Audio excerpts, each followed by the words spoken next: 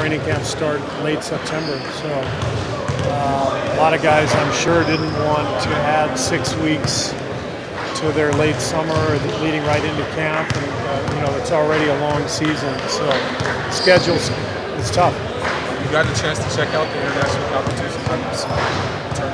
Just a little bit. We watched some tape, but we know the drill. These teams are more familiar with each other than our guys are, because generally you have the same groups of players on the international teams that are coming back and playing year after year, whereas we have kind of a new team every summer. How many players surprised you so far in practice? It's day 2, just getting started. Just for the international team, that elevation for De'Aaron to come into the national squad this week, what does that kind of do for him, and how well do you think he'll adapt?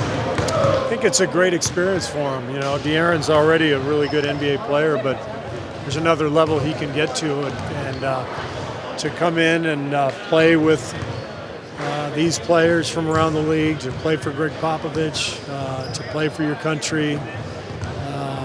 It's such a great experience for everybody, but particularly for a guy like De'Aaron, who I think has a chance to get to an all-star level player.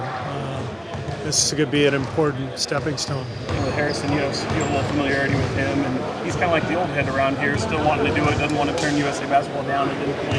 What does he add, and how valuable is that experience? Well, it's valuable. He's he was on the Olympic team 3 years ago, and this team this summer is a pretty young group, so it's nice to have guys like Harrison, PJ Tucker, the veteran players who've been around a lot, who can kind of lead the way for the younger group. Coach, you've always been really outspoken with a number of different issues. As you know, we had a horrible tragedy here, the October 1 shooting.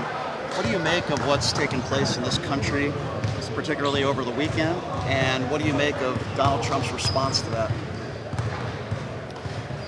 Well, I've always been very outspoken in terms of gun safety, gun measures, and that's been something very important to me for a long time, and so I've gotten very involved with some of the gun safety groups, like the Brady campaign and the Sandy Hook Promise, March for Our Lives, the Giffords group. These are all wonderful groups that are doing a lot of good things. And I think there's a lot of momentum now that's building. And I think when you have 97% of the people in the country who want universal background checks, and the Senate won't pass it, won't even vote on it, because Mitch McConnell won't allow them to vote on it because the NRA has bought him off, then you got a problem.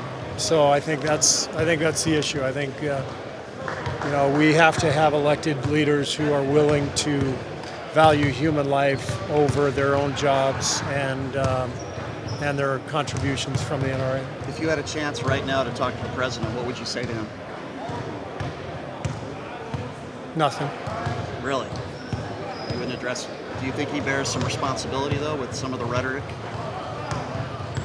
I wouldn't bother talking with him.